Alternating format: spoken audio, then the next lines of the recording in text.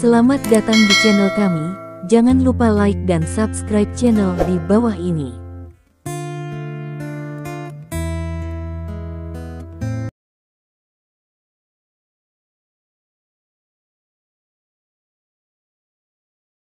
Bab 1531. Ada energi tak kasat mata dan tak berwujud di dunia, yang disebut energi gelap. Energi gelap ada di sekitar kita. Kita tidak memiliki cara untuk mendeteksi energi gelap dengan instrumen apapun, tetapi beberapa manusia khusus dapat menggunakan reseptor tubuh untuk mendeteksinya. Untuk merasakan energi gelap.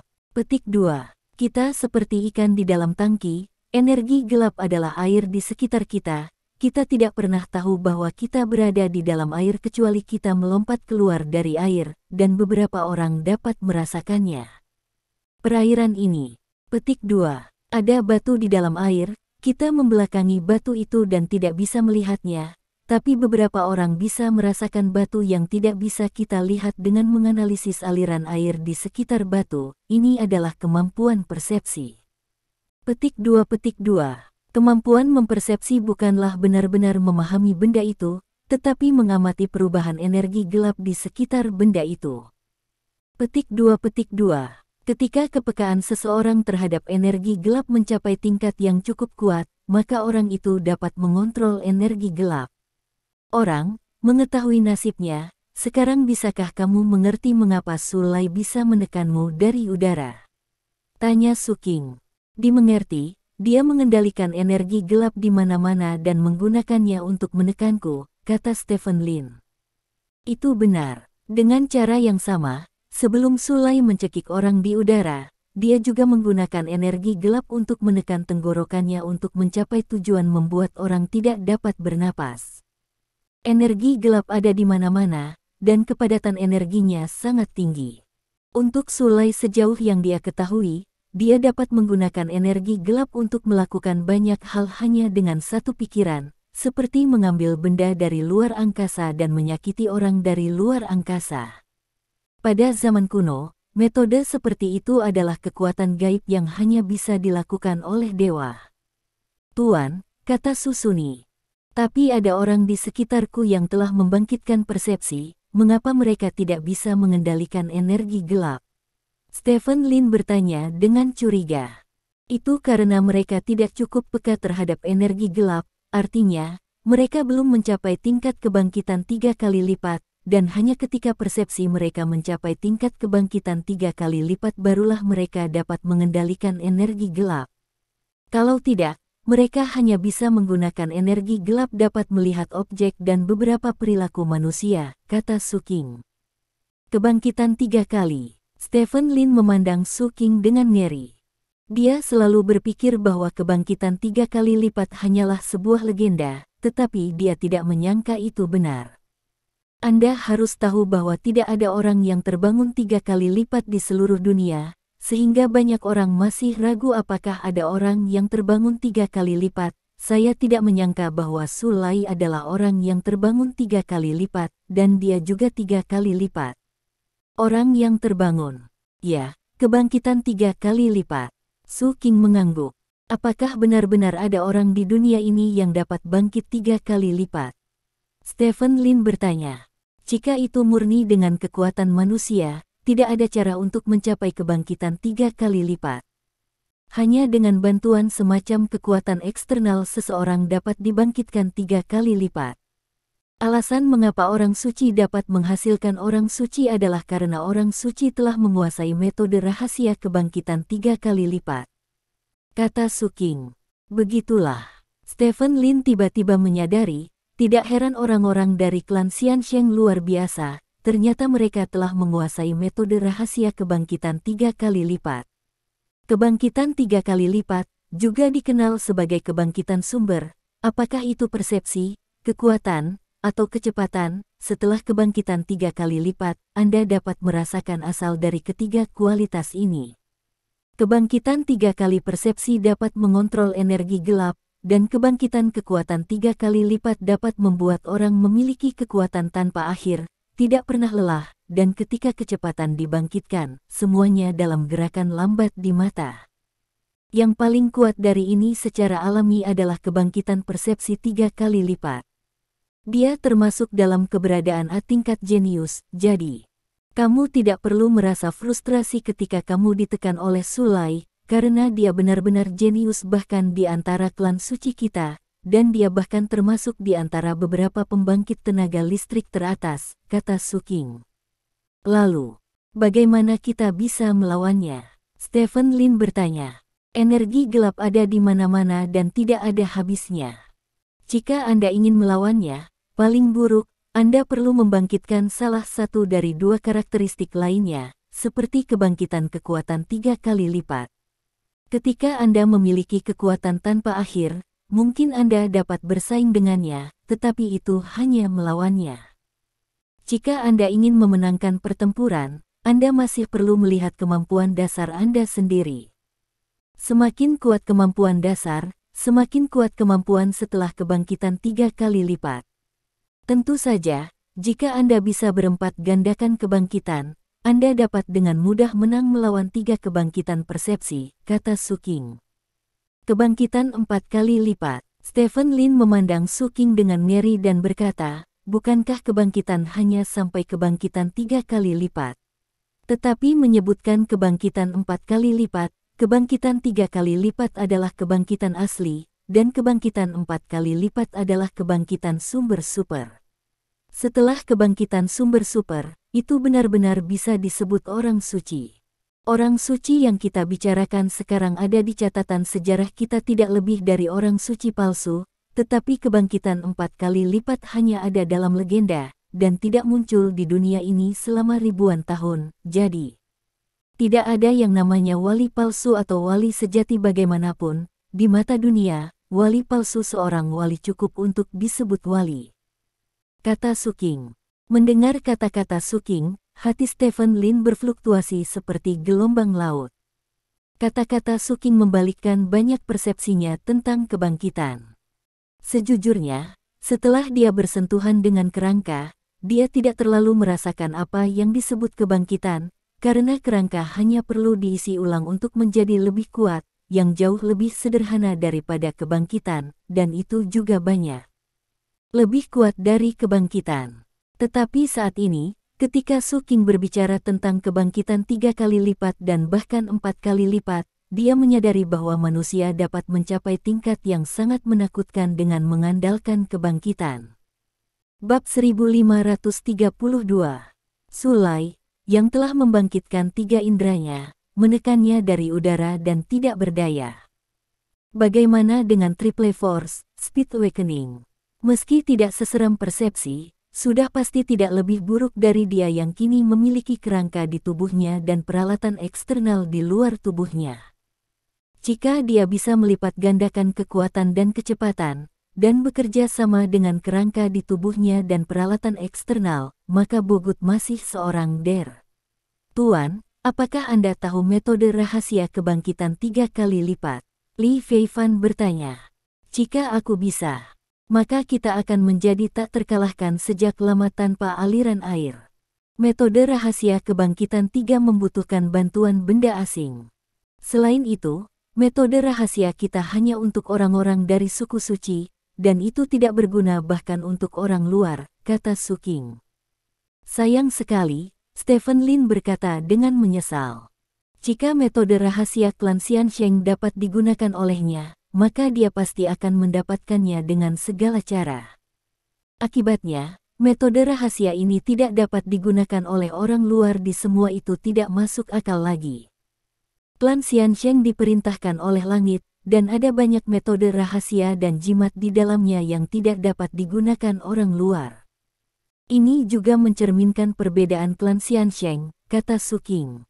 Lalu mengapa paman bersikeras membiarkanmu kembali? Kamu telah tinggal di luar selama bertahun-tahun, apa yang dapat kamu lakukan setelah kamu kembali? Su Wenwen bertanya dengan curiga. Pamanmu dan aku berjarak 2 tahun. Kami hampir tumbuh bersama. Bertahun-tahun yang lalu, ketika aku masih di gunung, aku adalah pengikut pamanmu.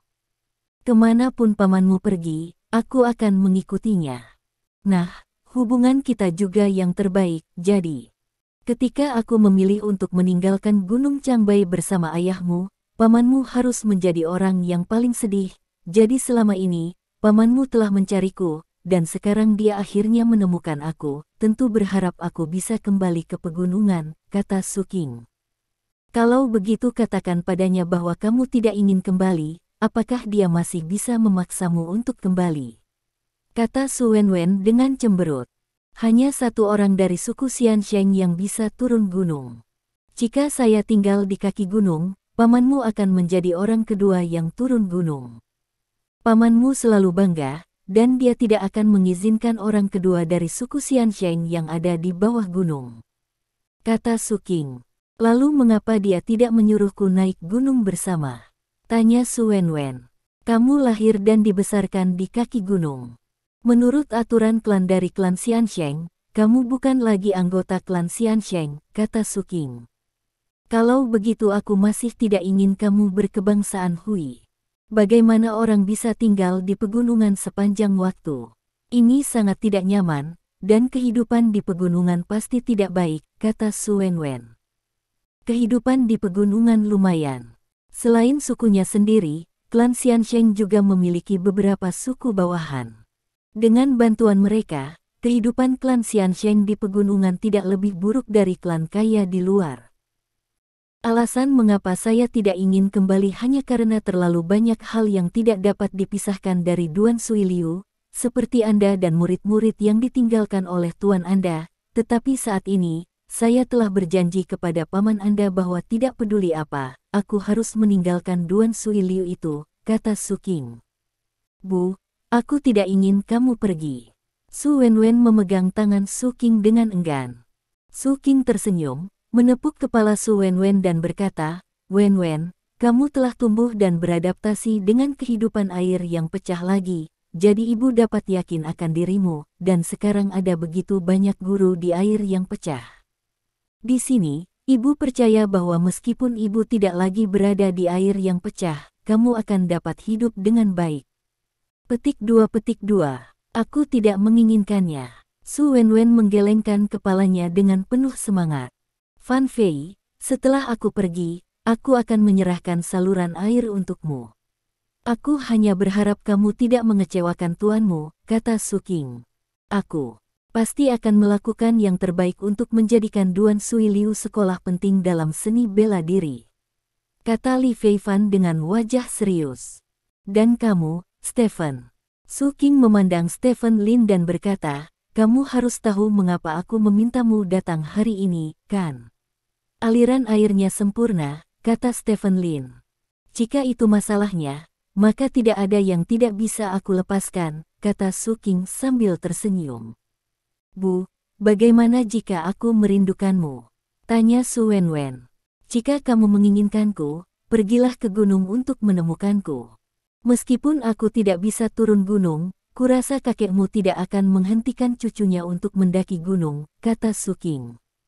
Bisakah aku benar-benar menemukanmu? Su Wenwen bertanya dengan heran. Tentu saja, meskipun kami tinggal di gunung, kami tidak sepenuhnya terisolasi dari dunia luar. Namun, Gunung Cangbai sangat berbahaya. Jika Anda ingin pergi, yang terbaik adalah dibawa bersama Anda, kata Su Qing, dan melirik Stephen Lin. Wenwen, jika kamu ingin pergi, datanglah padaku, dan aku akan membawamu ke sana. Kata Stephen Lin. Su Wenwen mengangguk dengan penuh semangat. Bab 1533. Su Qing pergi. Setelah minum secangkir kopi, dia mengucapkan selamat tinggal kepada semua orang, meninggalkan kedai kopi, dan menghilang di depan semua orang. Dia meninggalkan Liontin Giok untuk Su Wenwen, dan memberitahu Su Wenwen bahwa jika dia ingin melihatnya, dia bisa membawa Liontin Giok itu ke sebuah desa bernama Desa Huling di kaki Gunung Cangbai, dan menyerahkan Liontin Giok itu kepada kepala desa, yang secara alami akan mengarahkannya ke jalan gunung. Su Wenwen masih menangis, karena baginya, dia baru saja kembali ke keluarganya, dan orang tuanya meninggalkannya satu demi satu. Dia saat ini tidak jauh berbeda dengan yang bermain-main di luar sebelumnya, kecuali ada sekelompok saudara yang lebih bisa dipercaya di sekitarnya. Ketika Anda ingin melihat Tuan Nyonya, kirimi saya pesan. Stephen Lin melingkarkan lengannya di bahu Su Wenwen dan berkata dengan lembut. Bisakah kamu tidak pergi, tetaplah di air yang terputus. Su Wenwen memandang Stephen Lin dengan memohon. Tidak, banyak yang harus aku lakukan. Stephen Lin menggelengkan kepalanya. Jadi, pada akhirnya, saya masih sendiri. Saya tidak pernah berubah. Saya selalu sendirian. Su Wenwen menggelengkan kepalanya karena kecewa, lalu mendorong Stephen Lin pergi, dan berjalan maju sendirian. Aku tahu kamu menyukai Wenwen sebelumnya. Stephen Lin memandang Li Feifan dan berkata dengan serius, sekarang Wenwen tidak memiliki siapapun untuk diandalkan. Aku harap kamu dapat mengambil tanggung jawab ini, dan ini dapat dianggap sebagai kamu menebus kesalahan sebelumnya. Cinta. Sebuah kesalahan. Petik 2. Aku tahu, Raja Suci. Li Feifan mengangguk dengan sungguh-sungguh. Stephen Lin menepuk bahu Li Feifan dan berkata, semua orang membuat kesalahan, beberapa orang bisa dimaafkan, beberapa orang tidak bisa. Kamu sangat beruntung, guru memaafkanmu, tetapi Wenwen dan aku tidak akan memaafkanmu. Pot aku bisa menghafal itu untukmu, tetapi kamu hanya bisa menghapus dosa-dosamu, jangan mengecewakanku. Petik 2. Ya. Li Feifan mengangguk. Aku juga akan pergi. Aku sudah menyapa asosiasi seni bela diri. Di masa depan, mereka akan memberikan dukungan khusus untuk Gus Huiliu. Apakah kamu benar-benar dapat melakukan Gus Huiliu sehingga Master Kuanxia dapat merasa nyaman? Terserah kamu. Setelah Stephen Lin selesai berbicara, dia berbalik dan berjalan ke samping dan masuk ke dalam Rolls-Royce yang sudah lama menunggu. Li Feifan berdiri di tempatnya, menunggu mobil Stephen Lin menghilang di depannya sebelum dia berbalik dan berjalan menuju air yang pecah. Baginya, kehidupan barunya akan segera dimulai. Modal Kekaisaran.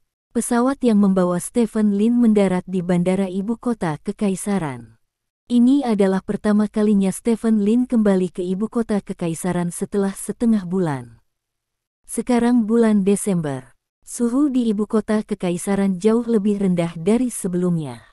Setelah Stephen Lin turun dari pesawat, dia langsung pergi ke markas klan naga. Di markas klan naga, Chen Hongyu dan yang lainnya sudah menunggu di komando tertinggi. Selain wajah-wajah lama seperti Chen Hongyu, Stephen Lin juga bertemu dengan Xiao Chentian dan Qitian. Gagal. Petik 2. Keduanya berkata kepada Stephen Lin dengan nada meminta maaf. Kedua Raja Naga yang mencoba memasuki jalur evolusi ini juga mengumumkan kegagalan mereka. Sejak itu, dari semua Raja Naga yang berada di jalan menuju evolusi, hanya ada satu Zhao Tuntian yang masih berada di jalan menuju evolusi. Kegagalan ketiga Raja Naga untuk memasuki jalan evolusi sesuai dengan harapan Stephen Lin, karena jalan evolusi terlalu sulit.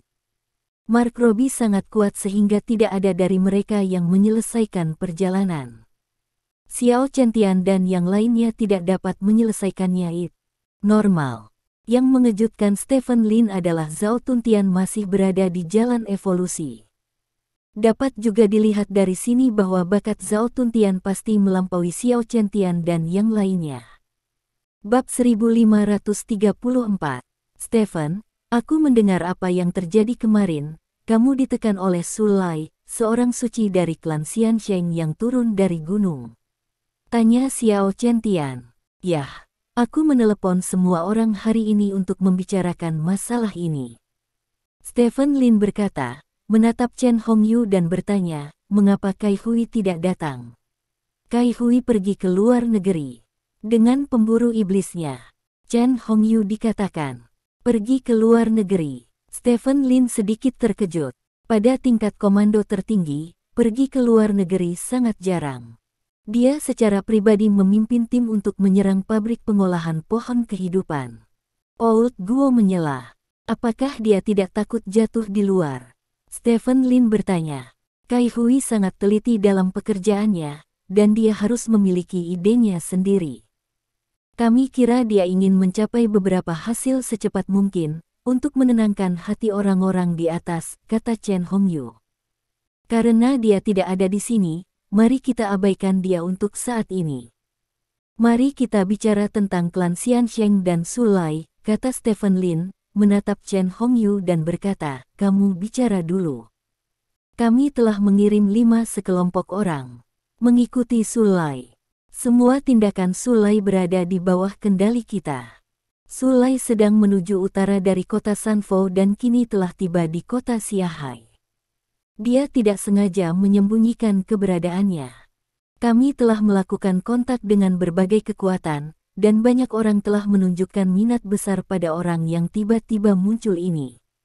Kami juga telah mengatur agar orang-orang menghubungi mereka, tetapi sejauh ini kami belum menerima banyak tanggapan. Selain itu, penyelidikan klan Xiansheng juga telah diaktifkan, dan personel kami telah pergi ke Gunung Changbai untuk menyelidiki. Kata Chen Hongyu dengan serius.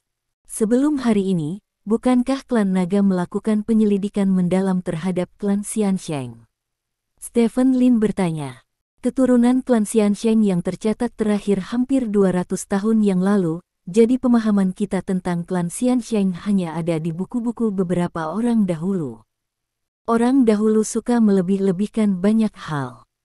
Setelah membaca buku-buku kuno pada waktu itu, kami semua setuju bahwa klan Xiansheng hanya boleh dibayangkan oleh orang dahulu. Kalaupun ada klan Xiansheng, masih menjadi pertanyaan apakah suku ini masih dalam 200 tahun terakhir, jadi tidak terlalu berarti bagi kita untuk belajar, dan tidak ada yang diizinkan untuk mempelajarinya. Saya memeriksanya dengan cermat, kata Chen Hongyu. Sulai bukan satu-satunya di klan Xiansheng. Menurut informasi yang saya peroleh, semua orang di klan ini jenius dalam seni bela diri. Jika kita bisa menjatuhkan semua klan ini, itu akan sangat penting bagi kita.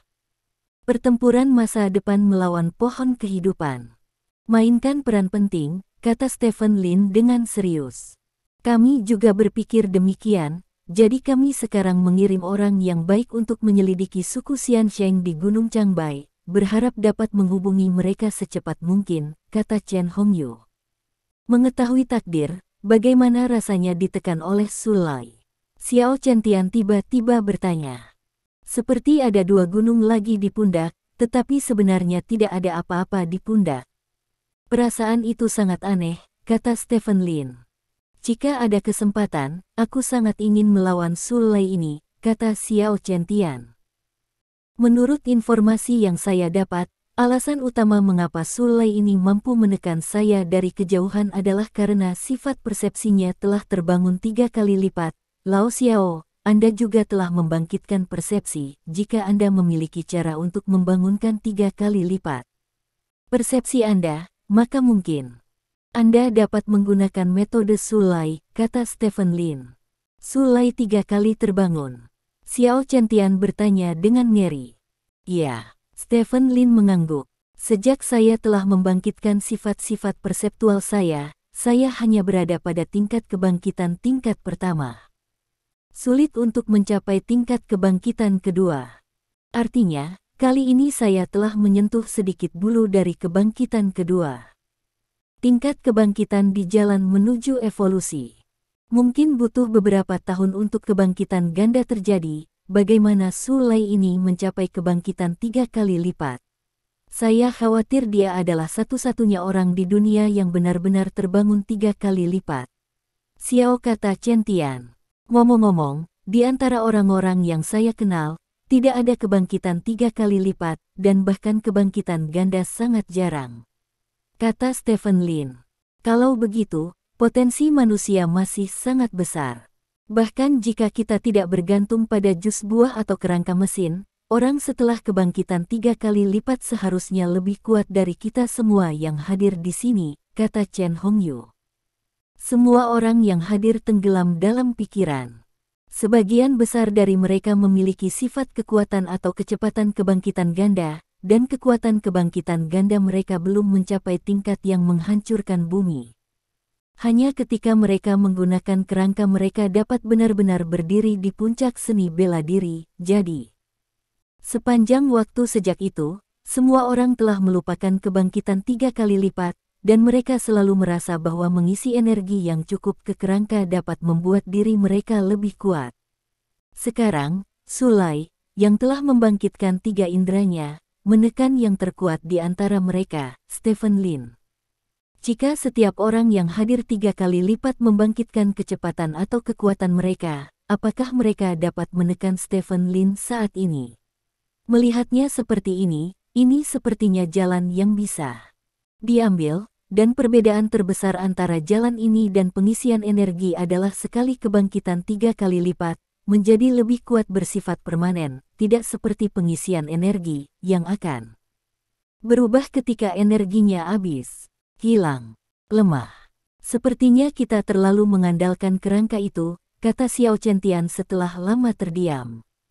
Yang lain mengikuti dan mengangguk.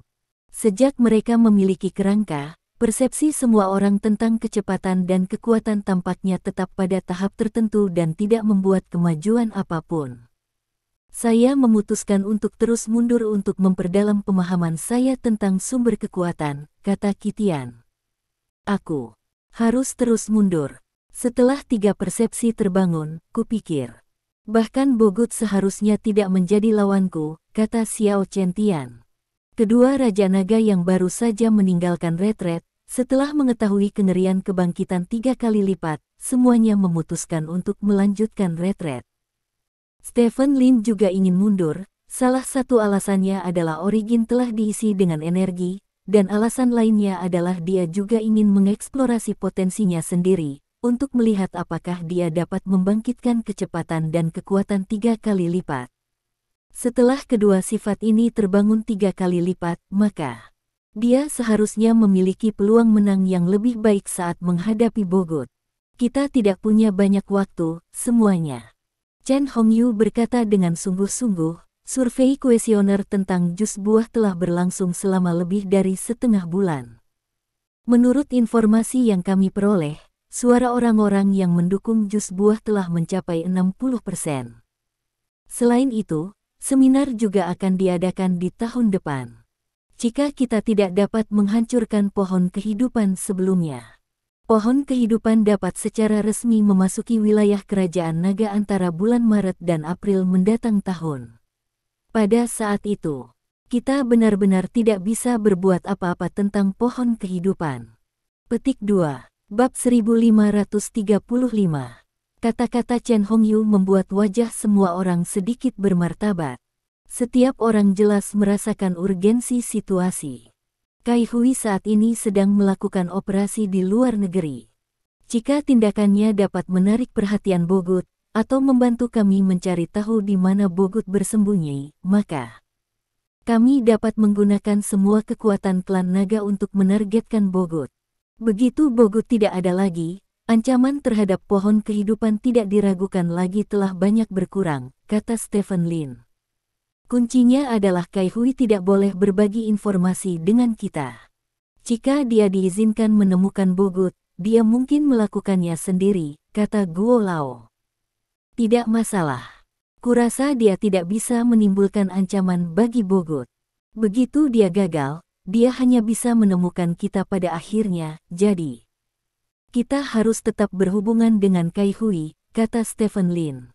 Saya telah menindaklanjuti masalah ini, kata Chen Hongyu.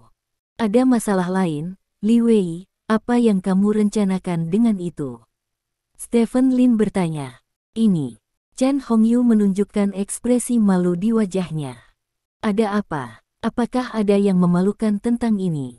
Bukankah Gao Sengjun sudah mengaku bahwa Li Wei lah yang menyamar sebagai pelayan dan memberikan pukulan fatal kepada prajurit naga kita pada malam dia membunuh prajurit naga kita? Apakah itu mungkin untuk membenarkan kejahatan membunuh santo perang dari klan naga? Stephen Lin bertanya dengan cemberut. Masalah ini sebenarnya tidak rumit. Kami juga ingin segera membunuh Li Wei, tetapi para petinggi tidak ingin melihat Li Wei mati, kata Chen Hongyu. Mengapa? Stephen Lin bertanya dengan heran. Seperti yang saya katakan barusan, hasil kuesioner gelombang pertama telah keluar. 60% responden mendukung jus buah masuk ke Longguo. Data ini di luar ekspektasi di atas. Mereka berpikir bahwa jika tren ini berlanjut, hanya masalah waktu sebelum jus buah memasuki kerajaan naga, dan Li Wei terkait erat dengan pasar gelap jus buah asing. Yang di atas berpikir bahwa Li Wei mungkin berguna di masa depan. Pada saat yang sama waktu, Li Wei, sebagai seorang pejuang, adalah sumber daya yang langka. Penting untuk memanfaatkan orang-orang Li Wei dengan sebaik-baiknya, kata Chen Hongyu. Kentut, Li Wei membunuh orang bijak pertempuran klan naga. Jika dia tidak bisa dihukum berat, siapa yang akan menganggap serius klan naga kita? Stephen Lin berkata dengan penuh semangat. Stephen, kamu harus mengerti bahwa klan naga hanyalah alat untuk kelas atas yang sebenarnya. Demikian pula, Li Wei juga merupakan alat. Dia tidak peduli jika alat Li Wei menyakiti klan naga. Selama Li Wei bisa memainkan peran yang cukup, tidak apa-apa untuk atasan, kata Chen Hongyu. Siapa yang mengatakan itu? Stephen Lin menatap Chen Hongyu dan bertanya.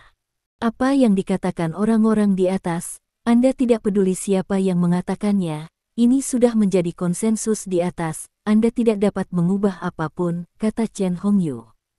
Bajingan, Stephen Lin menamparkan meja dengan marah. Pemikiran mereka juga didasarkan pada situasi keseluruhan. Ini berbeda dari apa yang kami pikirkan. Kami berdiri di sudut pandang klan naga, sementara mereka berdiri di sudut pandang seluruh kerajaan naga. Sudut pandang mereka berbeda. Kami tidak dapat menerima apa menurut mereka, juga merupakan hal yang normal, kata Guo Lao. Bagaimana dengan Lin Qingping? Apakah hasilnya sama? Tanya Stephen Lin. Ya. Chen Hongyu mengangguk. Tapi bukankah mereka sudah diracuni? Racun dalam tubuh tidak bisa dihilangkan, dan tubuh mereka hanya akan menjadi semakin lemah, kata Stephen Lin.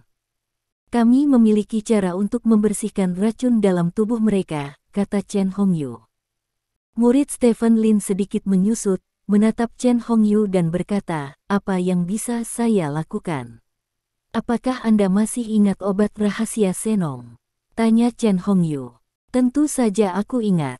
Stephen Lin mengangguk. Kami menemukan melalui penelitian bahwa obat rahasia Senong memiliki efek detoksifikasi yang sangat besar. Jadi setelah mengetahui bahwa Li Wei dan Lin Qingping sama-sama diracuni, kami menggunakan obat rahasia Senong untuk mendetoksifikasi mereka. Hancur. Itu benar-benar dibersihkan, kata Chen Hongyu. Menggunakan obat rahasia Senong untuk mengobati dua orang berdosa, ini adalah hal terlucu yang pernah saya lihat dalam beberapa tahun terakhir. Stephen Lin mencibir. Dalam proses merawat mereka berdua, kami membuat penemuan penting lainnya, kata Chen Hongyu.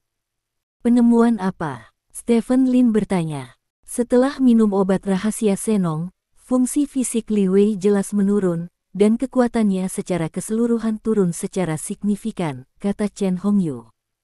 Bagaimana ini mungkin? Stephen Lin bertanya dengan heran. Kami tidak tahu mengapa ini terjadi.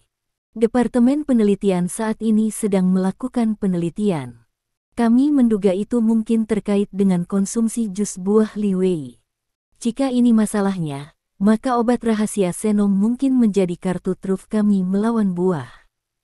Jus. Bayangkan saja, jika kita dapat menambahkan obat rahasia Senong ke jus buah tanpa ada yang mengetahuinya, dan kemudian membiarkan jus mengalir ke pasar, hasilnya akan sangat bermanfaat bagi kita.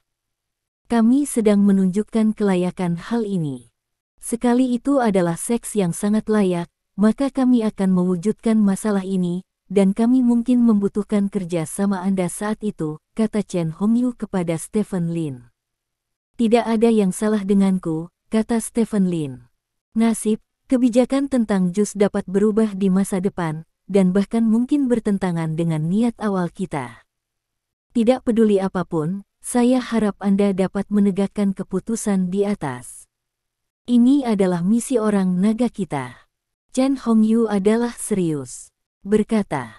Stephen Lin tidak mengangguk atau menggelengkan kepalanya, dia mengetuk meja dengan ringan dengan jarinya dan tidak menjawab. Pertemuan tingkat tinggi klan naga ini berlangsung selama lebih dari 2 jam sebelum berakhir. Setelah pertemuan, Stephen Lin tidak pergi makan malam dengan semua orang, tetapi pulang ke rumah dengan mobil. Sudah lebih dari setengah bulan sejak Stephen Lin pergi, dan kerinduan Stephen Lin untuk kekasih dan anak-anaknya di rumah sudah lama tidak terkendali, jadi dia pulang ke rumah dengan sangat tidak sabar. Bab 1536. Kembali ke rumah, Stephen Lin disambut oleh pelukan hangat Gu Feiyan dan senyum tulus Lin Anxi. Saya belum melihatnya selama lebih dari setengah bulan. Lin Anxi tampaknya telah tumbuh banyak, dan dia terlihat montok. Aku mendengar tentangmu di kota Sanfo, bisakah seseorang benar-benar menekanmu dari kejauhan? Tanya Gu Feiyan. Itu yang disebut orang suci, tapi aku tidak punya ruang untuk menolak, tapi aku tidak menyadarinya saat itu, kata Stephen Lin. Apa yang dia katakan adalah kebenaran. Meskipun kebangkitan 3 persepsi Sulai menakutkan, dia berpikir bahwa dia tidak berdaya untuk melawan. Dalam keadaan saat itu, dia tidak tahu dari mana datangnya tekanan padanya. Metodenya adalah mengintimidasi, jadi dia dipakukan ke tanah.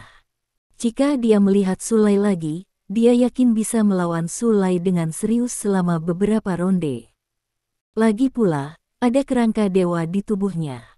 Ayah Lin, peluk aku. Lin Waner membuka tangannya, menatap Stephen Lin dengan sedih. Ayo, ayah. Stephen Lin tersenyum dan memeluk Lin Waner. Ziming, ayo makan dulu, ada yang ingin kukatakan padamu nanti, kata Gu Feiyan.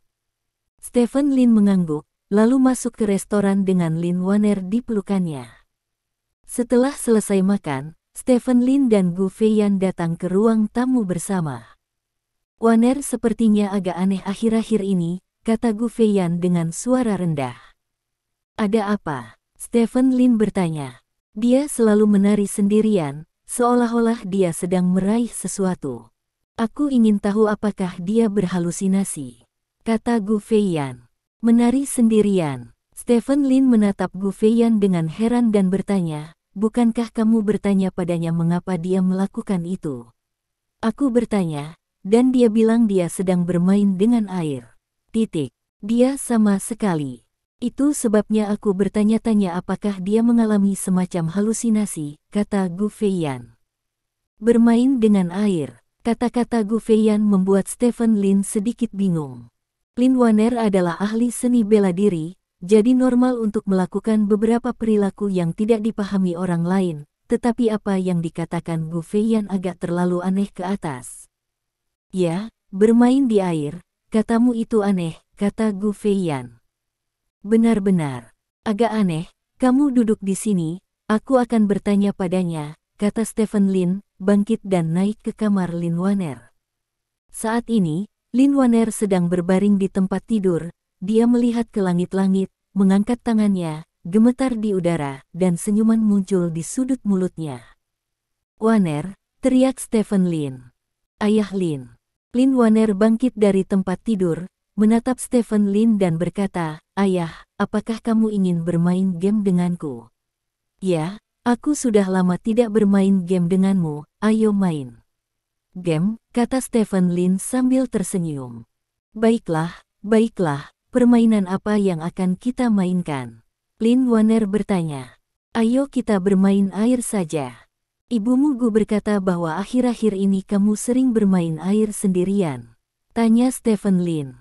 Itu benar, lihat, ada banyak air di sekitar sini. Lin Waner berkata sambil menjabat tangannya. Bisakah kamu melihat airnya?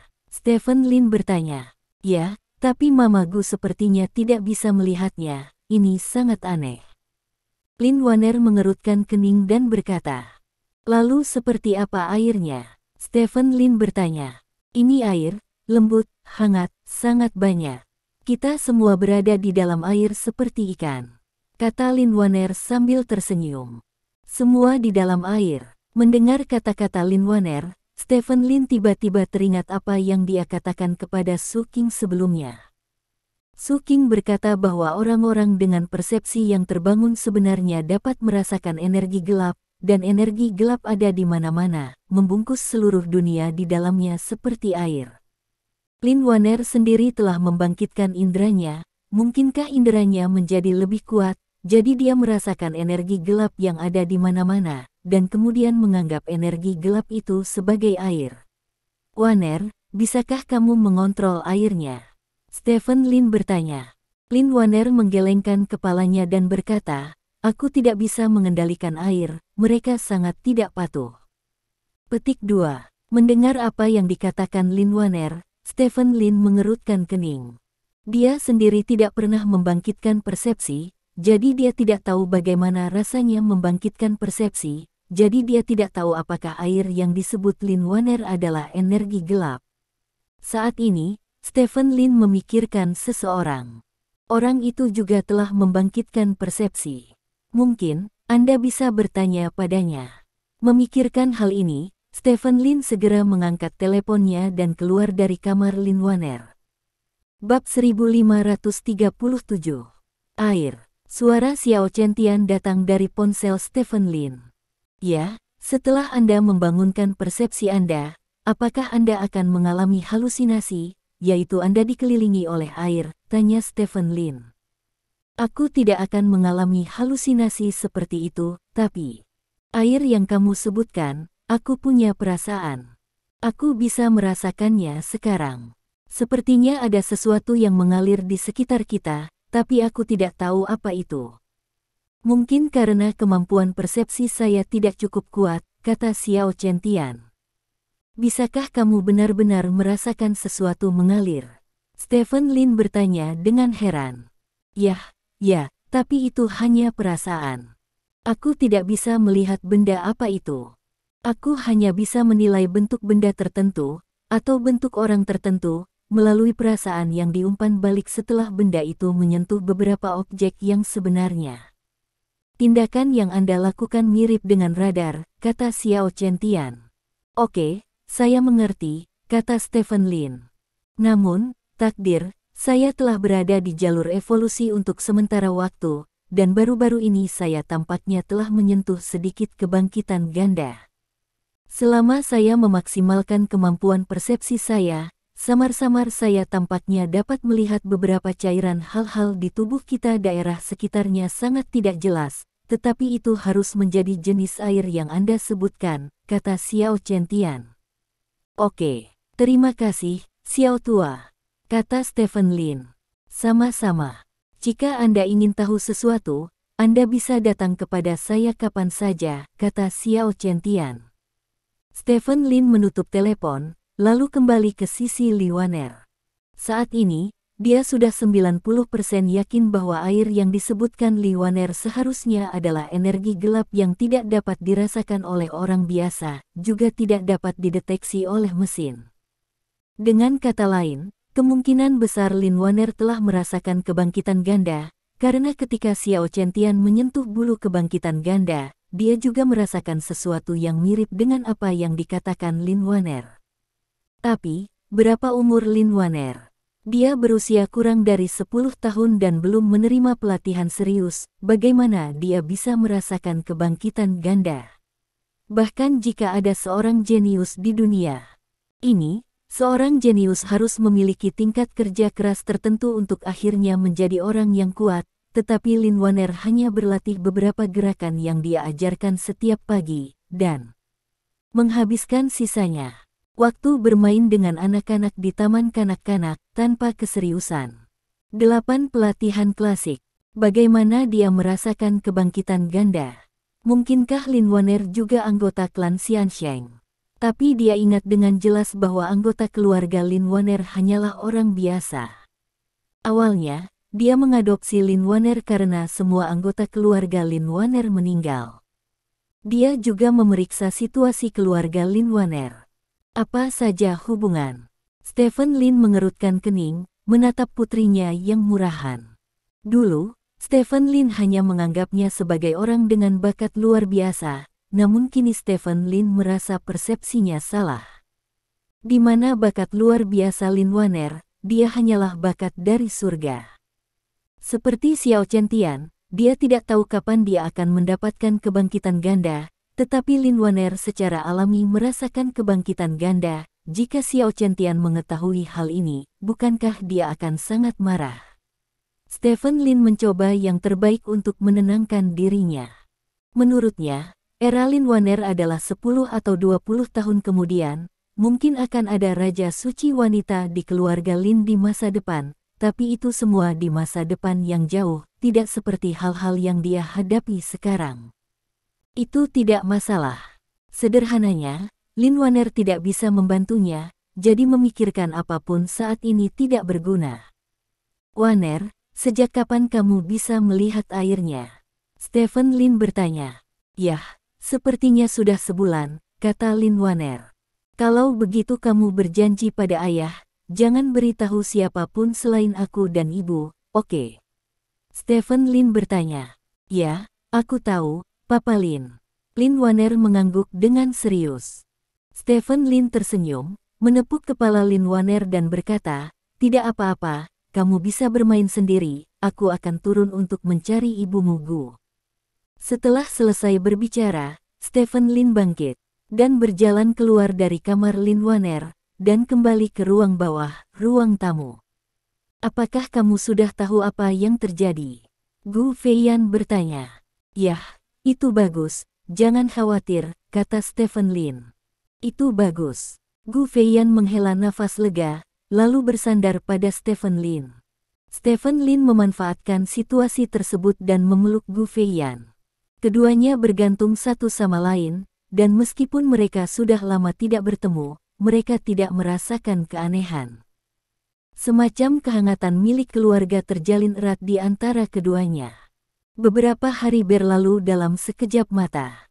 Gunung belakang keluarga Lin. Stephen Lin berjalan turun dari bukit belakang. Ada banyak janggut di wajahnya, dan rambutnya lebih panjang dari beberapa hari yang lalu. Dia baru saja menghabiskan semua energi genesis, dan tetap berada di jalur evolusi selama bertahun-tahun. Selama bertahun-tahun, Stephen Lin tidak lagi hanya bertarung di jalan evolusi, dia telah berpikir lebih banyak, dia memikirkan tentang asal-usul kekuatan dan kecepatan. Bab 1538 ini adalah hal yang sangat misterius. Orang normal membiarkan Anda berpikir, Anda tidak dapat memikirkan apapun, apa itu kekuatan? Apa itu kecepatan? Bisakah Anda memberitahu mengapa? Namun, Stephen Lin bukanlah orang normal, dia memiliki pemahaman yang mendalam tentang kekuatan dan kecepatan, jadi jika dia diberi cukup waktu untuk berpikir, pemahamannya tentang kekuatan dan kecepatan akan semakin dalam. Kekuatannya juga terbangun 2 kali lipat, dan seharusnya sudah lebih dari 10 tahun. Ini sangat sulit, Stephen Lin berkata pada dirinya sendiri dengan emosi. Selama lebih dari 10 tahun di jalur evolusi, dia fokus melatih kekuatannya sendiri. Setelah sekian lama berlatih, kekuatannya telah mengalami kebangkitan ganda. Saat ini, kekuatannya jauh lebih kuat daripada saat pertama kali memasuki jalur evolusi, dan kemajuan pengisiannya telah mencapai 10%. Di bawah promosi ganda, kekuatan Stephen Lin setidaknya 50% lebih kuat dari beberapa hari sebelumnya. Stephen Lin tiba-tiba berakselerasi, dan seluruh tubuhnya berubah menjadi hantu dan menghilang di bawah sinar matahari. Ketika Stephen Lin keluar dari rumah, dia sudah mengenakan pakaian baru, dan janggut di wajahnya telah dibersihkan. Stephen Lin mengenakan kacamata hitam, dan setelah menunggu beberapa saat di depan pintu rumahnya, sebuah Rolls-Royce culinan melaju dan berhenti di depan Stephen Lin. Stephen Lin masuk ke dalam mobil, lalu langsung meninggalkan keluarga Lin menuju bandara. Tak disangka, mobil tersebut terjebak di jalan raya setelah melaju selama setengah jam. Bos, ada kecelakaan mobil di depan, dan waktu yang diharapkan untuk lewat adalah 20 menit, kata pengemudi itu. Stephen Lin melirik arlojinya. Saat itu jam 10 pagi, setengah jam sebelum pesawat Yao Jing tiba di ibu kota kekaisaran, dan hanya tersisa 5 menit lagi ke bandara. Kalau begitu tunggu saja, jangan khawatir, kata Stephen Lin, mengangkat telepon dan memeriksa beritanya. Judul berita agak tidak terduga bagi Stephen Lin, ternyata box office The Nin Special Zone melebihi 15 miliar, memecahkan rekor box office negeri naga. Rekor box office asli Dragon Kingdom dibuat oleh Tomato Down Payment, yang difilmkan oleh Happy Trouble Team, telah melampaui 14,9 miliar, mencapai 15 miliar, dan telah menjadi film dengan pendapatan kotor tertinggi dalam sejarah kerajaan naga. Selain itu, tidak seperti Uang Muka Tomat, skor zona khusus ke-9 di Douban telah dipertahankan di lebih dari 7 poin, hampir 1 poin lebih tinggi dari 61 poin Uang Muka Tomat. Meski hanya mendekati 1 poin lebih tinggi, itu juga berarti zona spesial ke-9 bukanlah blockbuster komersial biasa. Dari segi kesenian, zona spesial ke-9 juga telah mencapai level tertentu dan bisa dibilang sebagai film populer dan terkenal. Menurut sistem akuntansi box office, zona khusus ke-9 dapat menghasilkan pendapatan Stephen Lin lebih dari 5 miliar. Penghasilan ini tidak banyak, tetapi berdasarkan keberhasilan zona khusus ke-9, harga saham properti Stephen Lin juga naik dengan kabar baik tersebut. Saat ini, pasar pagi telah dimulai selama lebih dari 1 jam, dan harga saham berbagai industri Stephen Lin telah meningkat. Kekayaan bersih Stephen Lin telah meningkat lebih dari 100 miliar hanya dalam waktu 1 jam, dan ini bukanlah akhir, karena dengan zona khusus ke-9 terus laris manis di box office dan kekayaan bersih Stephen Lin akan terus meningkat. Pada saat ini, ponsel Stephen Lin tiba-tiba bergetar. Yesan yang mengirim pesan WeChat. Stephen Lin mengklik pesan Yesan. Bos Lin, film box office kami memecahkan rekor. Melihat berita ini, Stephen Lin tersenyum, lalu menjawab, kalau begitu selamat. Anda mungkin satu-satunya di seluruh negeri yang hanya membuat satu film. Seorang aktris dengan box office lebih dari 10 miliar. Petik 2. Ini semua berkat Tuan Lin. Tuan Lin, terima kasih telah membantu saya mewujudkan impian masa kecil saya. Kata Yesan. Sama-sama, kata Stephen Lin. Tuan Lin, kru akan mengadakan makan malam perayaan di Hotel Sheraton besok malam. Direktur meminta saya untuk menanyakan apakah Anda bebas. Dia sangat berharap Anda bisa datang ke makan malam perayaan kami. Lagi pula, Anda tidak datang saat pemutaran perdana. Saya merasa sangat menyesal, semua orang sangat merindukanmu, kata Yesan. Perjamuan perayaan besok malam. Stephen Lin menjawab setelah berpikir sejenak, jika tidak ada lagi, aku akan pergi dan melihatnya. Petik 2. Kamu mengatakan hal yang sama di pemutaran perdana terakhir kali, tetapi pada akhirnya kamu masih belum datang. Yesan mengirim ekspresi sedih setelah pesan itu. Itu karena aku di luar kota, kata Stephen Lin. Lalu apakah kamu di ibu kota kekaisaran sekarang? Yesan bertanya. Ini, kata Stephen Lin. Kalau begitu, apakah kamu akan meninggalkan ibu kota kekaisaran besok? Yesan bertanya lagi. Tidak, kata Stephen Lin.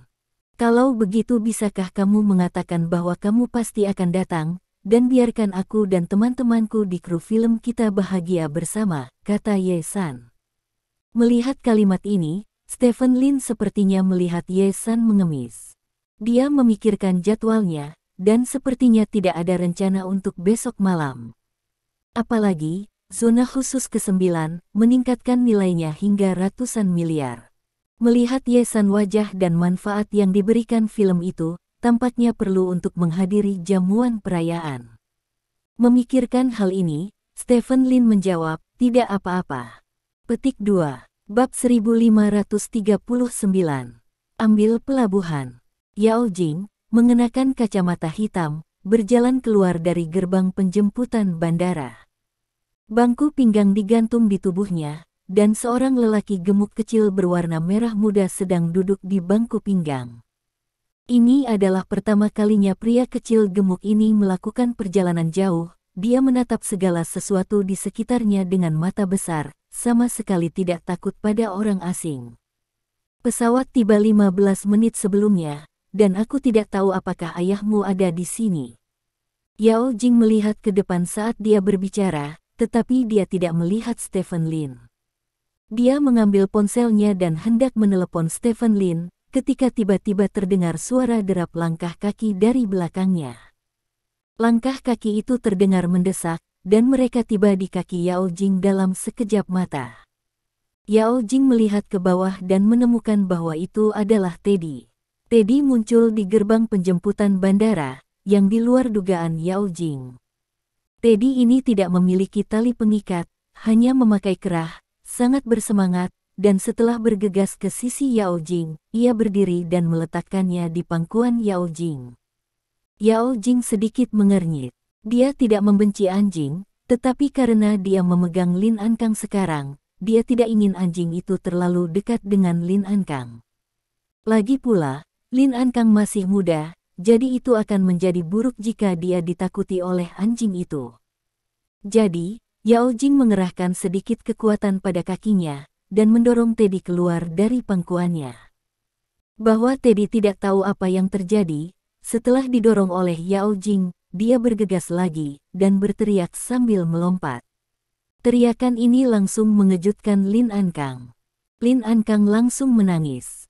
Begitu Lin Ankang menangis, Yao Jing tiba-tiba menjadi marah, dia menendang Teddy terbang dari kakinya dengan paksa.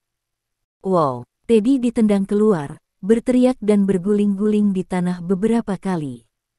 Ankang jangan menangis, tidak apa-apa, tidak apa-apa. Yao Jing dengan cepat menghibur Lin Ankang di pelukannya tanpa melihat boneka itu. Tang Tang, apakah kamu baik-baik saja, Tang Tang? Sebuah suara bersemangat datang dari belakang Yao Jing.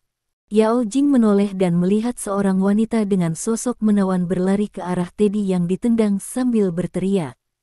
Ketika Teddy melihat wanita itu, dia berlari berdiri dan melolong. Bayi kecilku, kamu baik-baik saja. Wanita itu memeluk Teddy sambil berbicara. Yao Jing tidak terlihat terlalu banyak, dia menoleh dan berjalan keluar sambil menghibur Lin Ankang. Wanita itu, hentikan. Kamu masih berani lari setelah memukul anak kecilku. Suara wanita mempesona itu terdengar dari belakang Yao Jing. Yao Jing berhenti, mengerutkan kening dan menatap wanita di belakangnya. Wanita itu buru-buru datang ke Yao Jing dengan membawa anjingnya. Kamu gila, kenapa kamu memukuli bayi kecilku? Kata wanita mempesona itu dengan penuh semangat. Anjingmu menakuti anakku, kenapa kamu masih bertanya padaku? Apakah kamu tidak melihat anakku ketakutan dan menangis? Yao Jing berkata dengan cemberut. Ada apa dengan anakmu yang menangis, anakku? Apakah dia menggigit anakmu atau apa? Kata wanita mempesona itu dengan lantang. Karena dia berbicara terlalu keras, Lin Ankang, yang takut menangis oleh anjing itu, menangis lebih keras sekarang. Aku tidak ingin bertengkar denganmu, anakku menangis, tolong menjauhlah dariku, kata Yao Jing kepada wanita mempesona itu sambil menghibur Lin Ankang. Kamu memukul bayi kecilku, dan kamu masih menyuruhku menjauh. Oh, aku benar-benar telah belajar banyak. Bagaimana bisa ada orang tua seperti kamu di dunia ini? Anjing adalah sahabat kita, bukankah kamu mencintai mereka?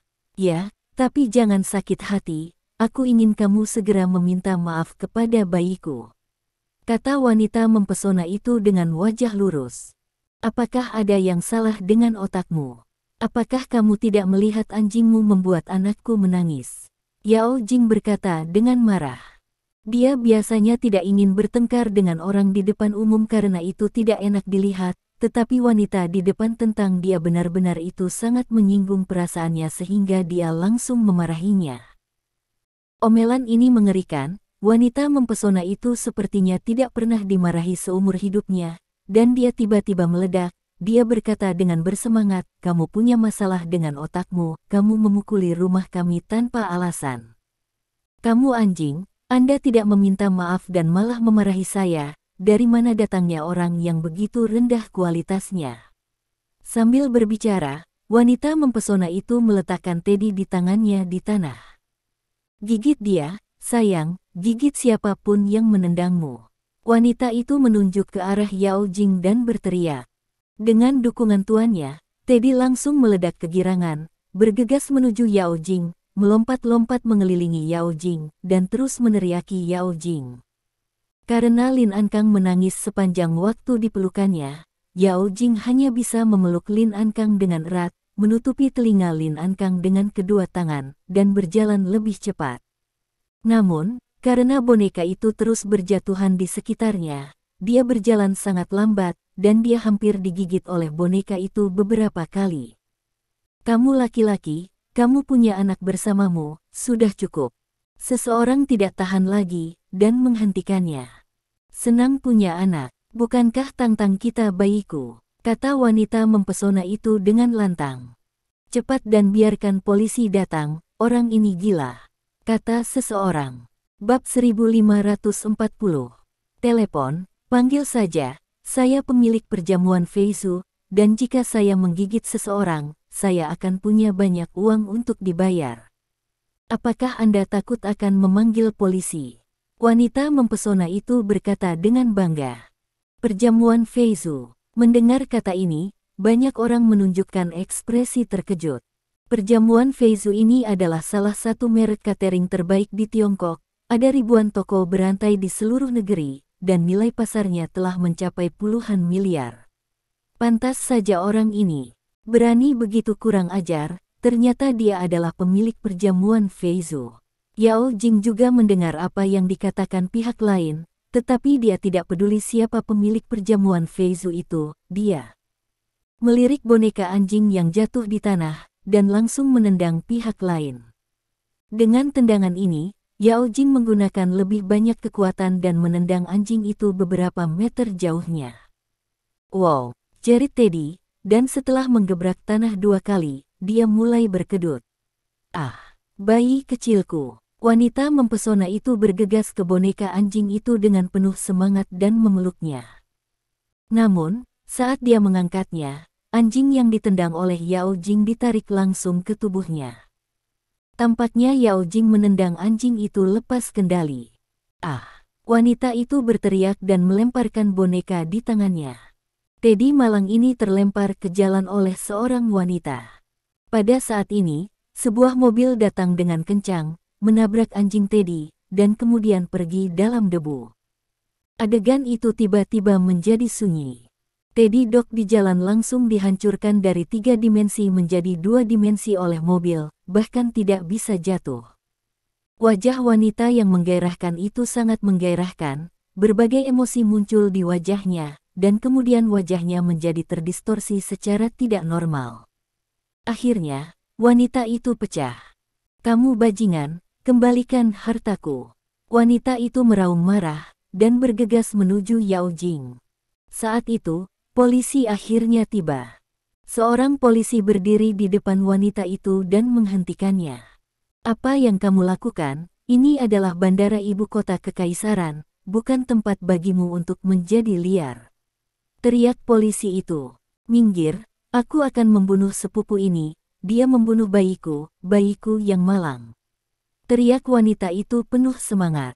Ayolah, bukannya aku tidak melihatmu membuang anjingmu di jalan, tolong tenanglah, atau aku akan membawamu ke penjara. Kata polisi itu dengan wajah gelap. Apakah kamu tahu siapa aku? Apakah kamu berani membawaku ke kantor polisi? Aku pemilik perjamuan Feizu. Wanita itu menggosokkan jarinya ke dada polisi itu dan berkata, perjamuan benua terbang. Polisi itu tertegun sejenak, lalu mengerutkan kening dan berkata, bahkan jika Anda adalah pemilik perjamuan Feizu, Anda tidak dapat bermain trik di depan umum. Jika Anda memiliki sesuatu untuk dikatakan, pergilah ke kantor. Petik 2. Petugas, dia tidak mengikat, menyebabkan anjingnya menakuti saya dan putra saya, jadi saya menendang anjingnya, kata Yao Jing. Anjing saya tidak tahu cara menggigit, jadi mengapa saya membutuhkan tali kekang? Kata wanita itu dengan bersemangat. Hanya anjing yang tahu apakah anjing menggigit atau tidak. Apakah kamu anjing? Tanya Yao Jing. Kamu, aku akan membunuhmu, dan putramu, tidak satupun dari mereka akan terhindar. Wanita itu memamerkan gigi dan cakarnya dengan penuh semangat, yang sangat menakutkan. Yao Jing mengabaikan pihak lain, tapi terus menghibur Lin Ankang di pelukannya. Lin Ankang tampak sangat ketakutan dan masih menangis. Saat ini, sebuah Rolls-Royce melaju dari kejauhan dan berhenti tepat di pinggir jalan. Melihat Rolls-Royce ini, pemilik perjamuan Feizu tiba-tiba menjadi bersemangat. "Suamiku ada di sini, kamu sudah selesai," teriak wanita itu dengan penuh semangat. Saat ini, seorang pria paruh baya turun dari Rolls-Royce. "Suamiku, Tangtang dibunuh oleh wanita itu, dan dia memanggilku anjing, kamu ingin membalaskan dendamku." Wanita itu menunjuk ke arah Yao Jing dan berteriak dengan penuh semangat. Pria paruh baya itu membeku sesaat, lalu menatap Yao Jing dengan wajah serius dan berkata, "Kamu menyebut istriku anjing." Petik 2. Anjing istrimu menakuti anakku. Yao Jing ingin menjelaskan beberapa lagi kata-kata, tetapi pria paruh baya itu langsung memotongnya. "Apa yang dapat saya lakukan jika saya takut? Bisakah saya kehilangan sepotong daging? Putramu terbuat dari emas, sangat berharga. Ada apa? Aku akan mengirimmu ke rumah sakit. Kami akan membayar perawatannya. Keluarga kita punya banyak uang. Tidak peduli apa, kamu tidak bisa memarahinya. Istriku tidak, dia bahkan membunuh anjing istriku. Apakah kamu benar-benar tidak tahu bagaimana menulis mati?" Pria paruh baya itu berkata dengan wajah gelap. Yao Jing menatap pria paruh baya itu dengan dingin, dan tidak banyak bicara, karena dia tahu pasangan ini sama. "Izinkan saya memberitahu Anda, Tangtang kami adalah Teddy yang paling murni. Harganya lebih dari 300.000 yuan ketika kami membelinya. Setelah bertahun-tahun membesarkannya, kami telah menganggapnya sebagai keluarga kami. Sekarang Anda telah membunuhnya. Jika Anda mati, kamu siap kehilangan segalanya." Lanjut pria paruh baya itu. Yao Jing tidak mengatakan apa-apa, dan terus menghibur Lin Ankang dalam pelukannya. Saat ini, sebuah Rolls-Royce culinan berhenti di samping kerumunan. Pintu mobil culinan terbuka, dan Stephen Lin, mengenakan kacamata hitam, keluar dari mobil. "Ada kemacetan lalu lintas di jalan, kamu terlambat, mengapa bayinya menangis?" Stephen Lin bertanya sambil berjalan. Melihat Stephen Lin muncul, mata Yao Jing yang selalu tegar dan tenang berubah menjadi merah. Terima kasih. Sampai jumpa di bab selanjutnya.